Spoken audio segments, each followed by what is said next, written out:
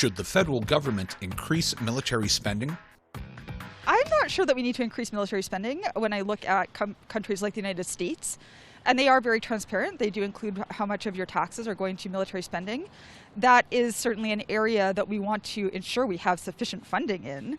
But it has to be weighed against the other priorities of Canadians. So I couldn't say definitively that we need to increase spending on military, but certainly we want to ensure that we're meeting not only our national requirements, the needs of other countries, but committing to the commitments we've made to our partners in worldwide organizations as well.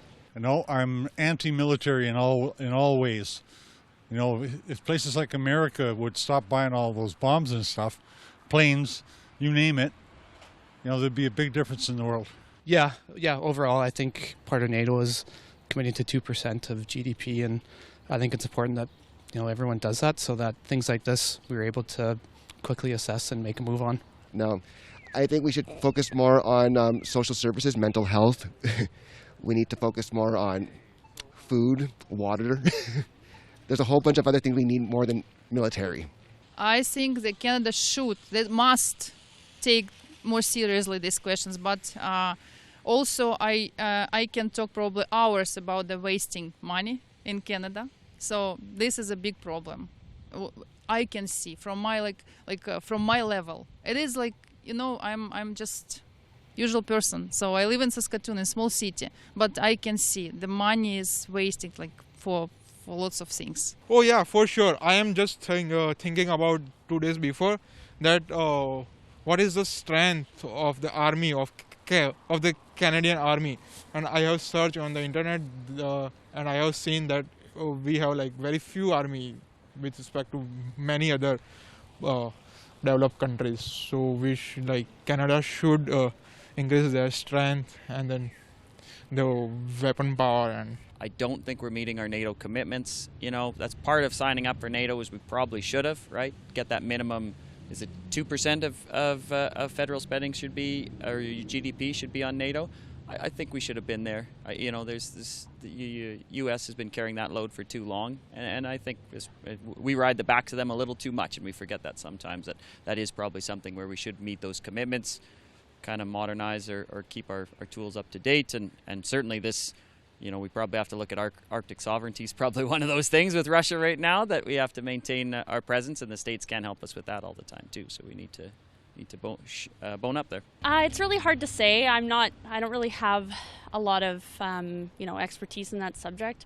I would say that I think that it's the military training that Canada has offered in the past has been probably really helpful, especially, you know, I think that people can see that, you know, actually working in Ukraine. So that's something that I would really stand behind. But other than that, I'm not really entirely sure how that whole system works. So, to a certain extent, I mean, I wish we didn't have to use that. I wish that there was a lot more peace. But if we need to keep up with times, I guess I would say. But I don't think we need to be getting involved in wars. That's for sure.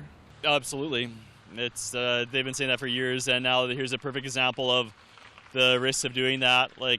If we're a liberal government, we should be looking out for our own human life first, the same way Israel funds their military, in my opinion anyway. It's we're putting our men and women into battle with inadequate tools to protect their lives or give them the upper hand in battle. So it's underfunded severely. So yeah. In the name of peace, yes, and weapons and war? No, I don't think that's a good idea. Yes, I think the world needs, you got to have some military now because it's getting crazy around the world. Yes, they should.